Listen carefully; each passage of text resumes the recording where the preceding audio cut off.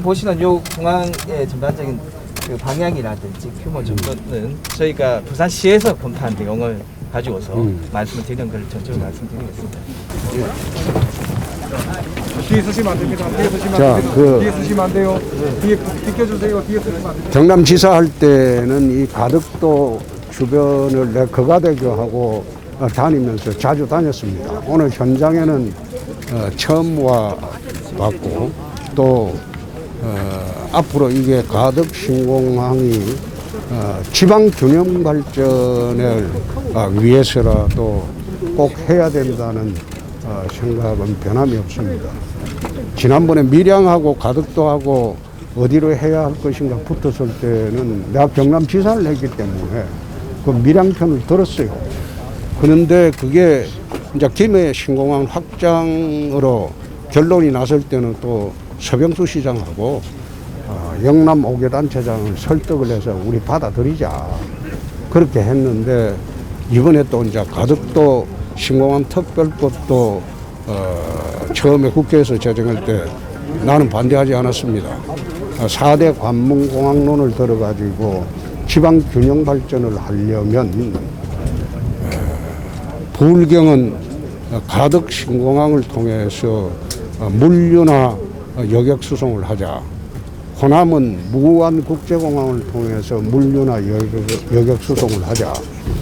그리고 그 TK 신공항 만드는 것은 거기는 충청과 TK는 그쪽을 통해서 물류 수송과 여객 수송을 하자. 그리고 수도권은 인천공항을 통해서 하자. 이렇게 지금 인천공항의 그 물류와 여객이 우리나라가 한 98%가 그걸로 집중이 되어 있습니다. 부산분들도 인천공항을 통해서 해외로 나가고 하고 있기 때문에 그렇게 하지 말고 전국을 4대 관문공항 권역으로 만들어서 지역별 특성을 살려서 산업도 재배치하자. 내가 아까 그 설명을 하면서 했는데 수도권의 98.2%가 항공 화물이 해외로 수출되다 보니까 이게 첨단 산업들이 수도권 이남으로 못 내려옵니다. 물건을 만들어도 물류 비용이 너무 많이 드니까.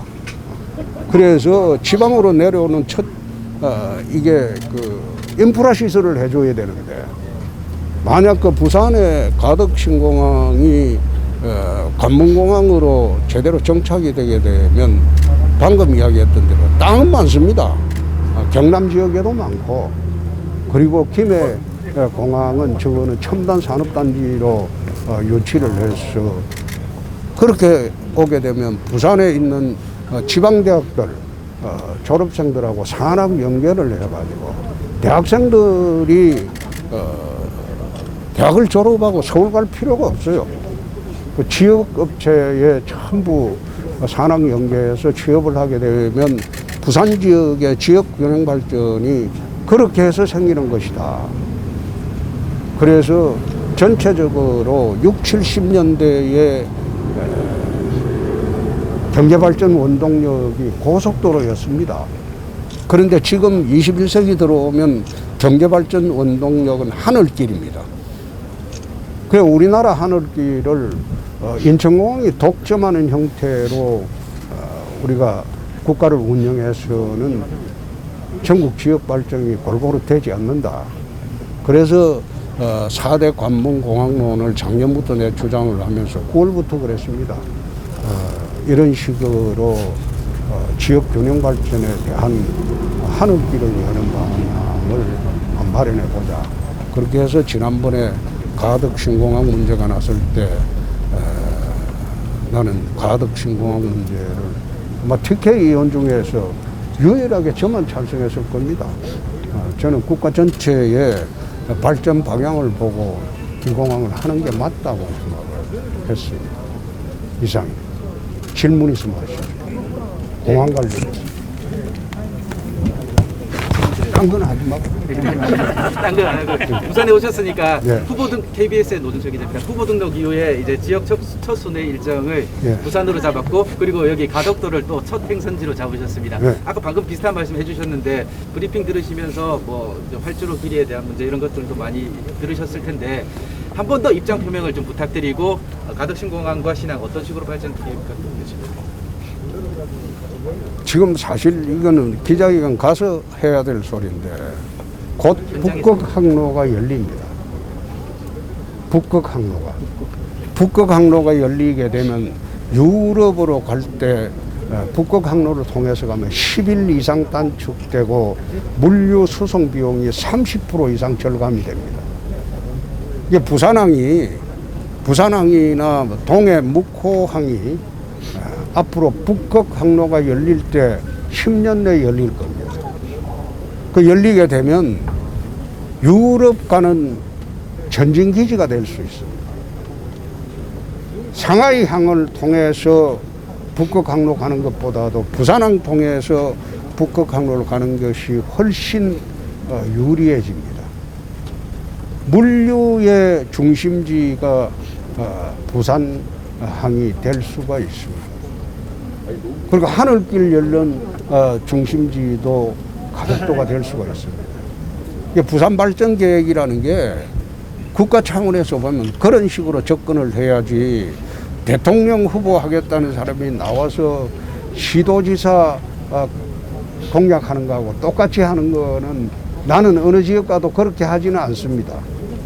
국가 차원에서 대통령이 나라 전체의 그림을 어떻게 그리느냐 거기에 집중을 해야지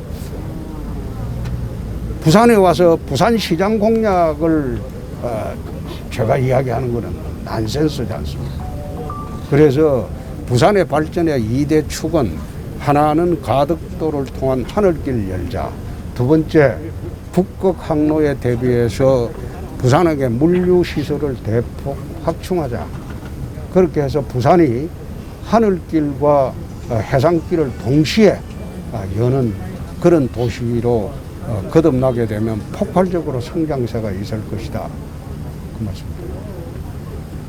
근데 북극 항로는 나중에 기자회견 가서 하려고 했는데. 그다음부터 의원님 저기 대통령이 당선되시면 민주당 출신 총리를 선임하실 수도 있다고 하셨는데 거기에 대한 부연 설명 좀. 그거는요. 예. 국회가 180석의 민주당 연대들이 장악을 했습니다. 다음 대통령 될 사람은 정치력이 없으면 대통령을 하기가 어렵습니다. 대통령 대본들 2년 동안 허수아비 대통령이에요. 국회에서 전부 막힙니다. 그래서 우리가 제가 대통령이 대본들 국회하고 연락 창구를 가지려면 민주당과 국회 협력을 해야 되고 대화하고 소통하고 민주당을 적대시하고 적으로 생각해서는 나라 운영이 될 수가 없어요. 현재 국회 구조상. 그러면 총리를 민주당과 협의해서 민주당 출신으로 할 수도 있습니다. 하겠다는 게 아니고 할 수도 있습니다.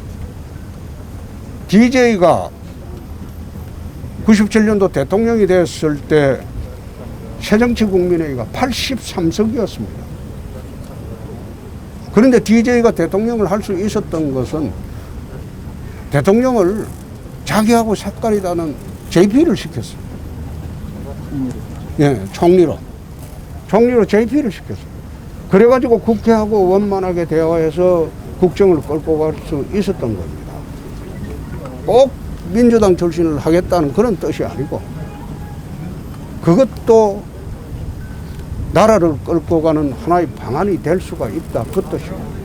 예. 우리가 정권교체를 해본들 정치력이 없는 사람이 대통령이 되면 허수아비 대통령이 됩니다. 만 2년 동안. 맞습니다. 여소야대 문제는 그건 정치력으로 풀어야지 정치 경험이 없고 국정 경험이 없는 사람이 대통령이 돼본들 그거는 민주당이 그냥 두겠습니까? 흔들어 버리면 허수아비 대통령이 되죠. 그걸 감안해서 한 말씀이라는 것을 오늘 말씀드립니다. 예. 이제 딴 데 가입시다. 어차피 기자회견 합니다.